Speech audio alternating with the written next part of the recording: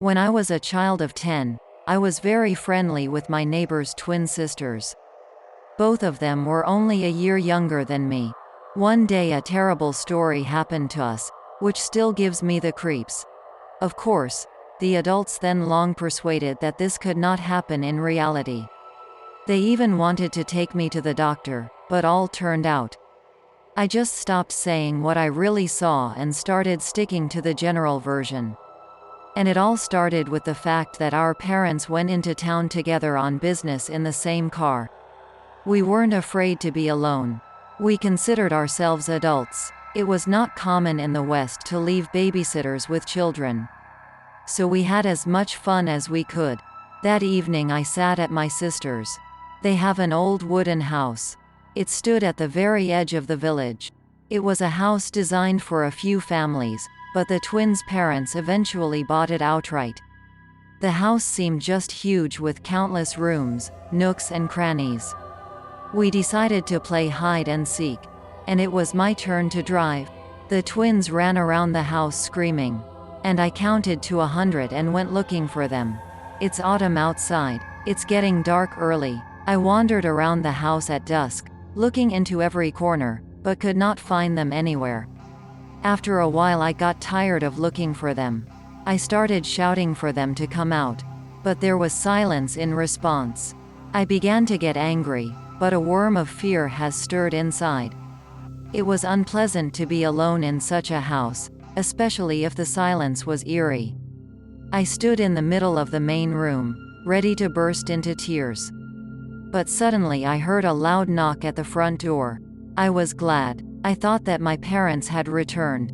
I rushed to the door. But, what is good, they accustomed me to look at who came before opening the door.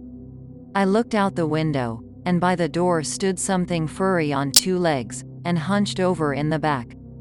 It must be about 3 feet tall. It had an elongated muzzle and pointed ears, like an animal. The face didn't even look human. I didn't get a good look at it. I forgot to turn on the porch light, and the twilight was serious.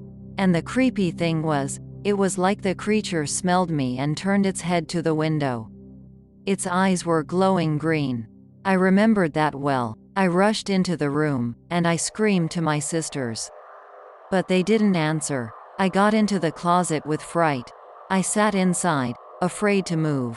Only soon I heard heavy footsteps in the apartment. And a creak, as if claws scratched the floor. Then a rumble in the attic, as if something heavy had fallen. And those terrible footsteps again. I crouched in the corner. I sat quiet as a mouse. And then I even kind of dozed off.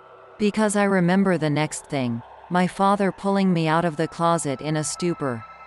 And then the questions. They came home, and the front door was wide open. They barely found me, but not the twins. They searched the house thoroughly. Then we decided that they ran away into the woods while playing. I told them about the creature at first, but then I stopped. I realized they didn't believe me. They think I am just a fantasy. We searched for them for a few days. They couldn't find them, and then somehow they showed up. No one really understood anything. Their father just said he found them in the woods by himself. But I don't believe it. I saw the twins from a distance, but I didn't get a chance to talk to them. Because they were sent straight to town. And the twins' father burned down his house that same evening and left too, quitting the forestry that same day. He told me not to let me in the ashes under any circumstances. There was a lot of talk about it in the village. But more gibberish. I never said I'd seen that strange creature again. I told everyone that the twins had run off into the woods. Thank you for watching and supporting me. Subscribe to the channel. There will be many more interesting things.